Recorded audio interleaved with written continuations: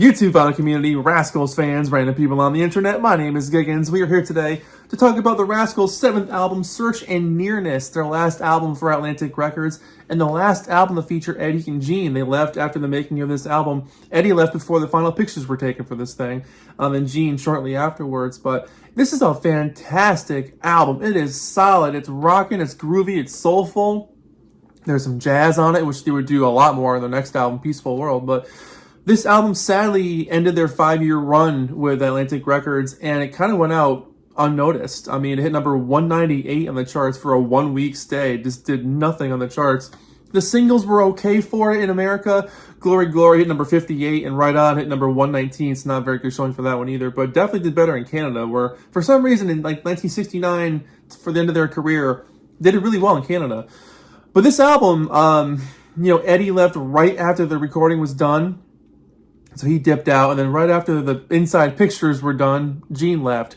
So it's like they kind of knew they were leaving. And I'll show you what I mean by the inside cover here. So really nice gatefold sleeve. But you'll notice Gene has his arms around nobody. There's a pair of shoes there. And a very, very tiny picture of Eddie that was photoshopped in because he was gone by this point. But I love that jacket. And the back cover is the same artist as the front, Wolfgang Hutter. Hutter? Might be pronouncing that wrong. Anyways, I really, really dig this album. I mean, when it comes to the Rascals, there really isn't a bad album in the bunch, but this one in particular is just tight, concise, on point the entire time, and there's not a bad song in the bunch. It opens up with Right On. It's groovy, it's funky, it's got this slinky feel. Felix's lead vocals are just in this soulful groove. Eddie's harmony is perfect, and the guitar leads add such a cool flavor and texture to the song itself. It's an excellent ride. It's too bad this thing charted so poorly for a single. It's a hell of a song. I really, really dig it a lot. Track 2, I Believe.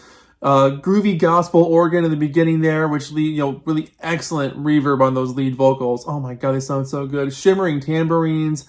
It's just a feel-good track. The horns punctuate throughout. A very welcoming song about hope and looking for sunshine. I just love it. Thank You Baby, another slow burn kind of groove. They always do a couple of these type of songs on their albums, and this one's no different. I really enjoy hearing Felix kind of stretch out vocally, and Dino does excellent as a timekeeper on this one. Dino's one of the best drummers in rock and roll, but there's moments where he can just play kind of chill, kind of in the background. He still is perfection. It's a great song about devotion and admiration. It's definitely a nice little love song, and which leads to You Don't Know, which is one of my favorites on the album. Eddie sings lead on this one, and there's some good descending melodies. I'm a sucker for descending melodies. Awesome drum riff, harmony guitars, a piano jumps in. Eddie gives us some of the best vocals he's ever given. It's drenched in reverb also, and another feel-good type of song, but it's one of those things, like, you hear the joy in Eddie's voice when he's singing this stuff, and it's like, why did you leave, man? They're so good.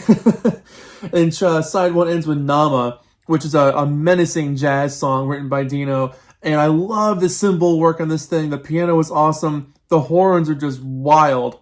It's definitely a far-out jazz track, but you go on a journey with this one. It's a long track, especially when you get to that drum solo. Man, it's just, there's something amazing about the way solo drums are recorded back then. They just have a different flavor, different feel. Maybe the drums were just constructed with different wood, but drum solos these days sound nothing like what they used to sound like back in the day. I'm not sure if analog tape has something to do with that or not, but anyways, that's a really cool way to end side 1. Side 2 opens up to Almost Home. A slight country feel on this one. Felix sounds great on the lead vocal. Pensive, really tight drums. Movie-like, dreamy type of strings on the background here. Well-picked guitar. Another song that shows how diverse the Rascals could be. The Letter covered the Box Tops song. I mean, other people did it too with the Box Tops. That was their song. Eddie and lead vocal on this one. Slow burner again, but there's really cool shifts. It transitions into this joyous pop track here and there, but then kind of goes back to this slow burn feel again. Eddie rocks throughout. I really, really dig that one. Ready for Love, punchy organ, bouncy piano, moving lead guitars. Love the call and response vocals. Just a well-constructed pop song. This should have been a single. The flute solo is great. It's an album highlight. Just the construction of the song itself. It's fun. It's memorable. It sticks in your head. This should have been a single. this would have been a great choice. Fortunes, this song is really, really cool as well. Rockin' and splashy. And musically, it doesn't change much the entire time it's playing, but it's kind of hypnotic because of that. And it's really fun because of that. Eddie's lead vocals here, just again, drenched in reverb. They were playing on reverb a lot in this one. Just groovy goodness. Good rocker. I think Glory Glory is the last song on here. Classic Rascals, gospel type single. You know, excellent upbeat rock and roll song. Great way to end the album as well. You know, it's energetic. It lifts you up.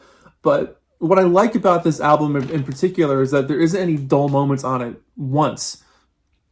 The whole album, you were locked into this groove the entire time, and there's not one dull moment on it. You know, I've read some old reviews of when this thing first came out, and some magazines were ripping it apart. Some were saying, oh, there's a couple of duds per side. Not for me. For me, this is one of their best albums. You know, if you look at the album cover, you would never think this was like a rock and roll album. You think it's probably a jazz record, but which is funny because that's what they were doing their next album. But yeah, honestly, this is one of my favorites from them. They just sound like a well-oiled machine. I can't believe that both Gene and Eddie left after this album. It blows my damn mind. Let me show you the inside jacket again. Here's the songwriting credits. And just again, that picture is so good. This was in the cutout bin. Here's a little cutout. You don't normally see on the spine too often. Usually it's on the bottom. I'll show you the record itself, which is a really nice inner sleeve. So you get the words on that side. This side's just blank. And the record is in gorgeous shape. Side 2. So yeah, for me, this is an album that I feel like is really looked over in the Rascals' career, which is a shame because it's one of the best things they ever did. I mean, they never put out a bad album, especially the one before it, C.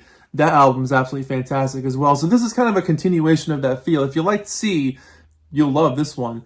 And then you get Peaceful World after this album, which is a total left turn, which I can't remember if I've done a video about that album or not. I can't remember. I might have. I'll have to look. Yeah, for me, this album's easily an 8 out of 10. It's fantastic. It's fun. It's just a great rock and roll album. They're having the time of their lives. Great song construction. Songs that stick in your head, but they're mature at the same time. You can tell they were growing up as writers, but that pop tradition is still there, just in different forms. And they're having fun, you know? So there you go. Love it. The Rascals, Search and Nearness, 8 out of 10. Thank you so much for watching. My name is Giggens. I'll see you guys in the next video. What do you guys think about this record? Let me know in the comments below, and we'll chat about it. Take care of yourselves. See ya. Bye.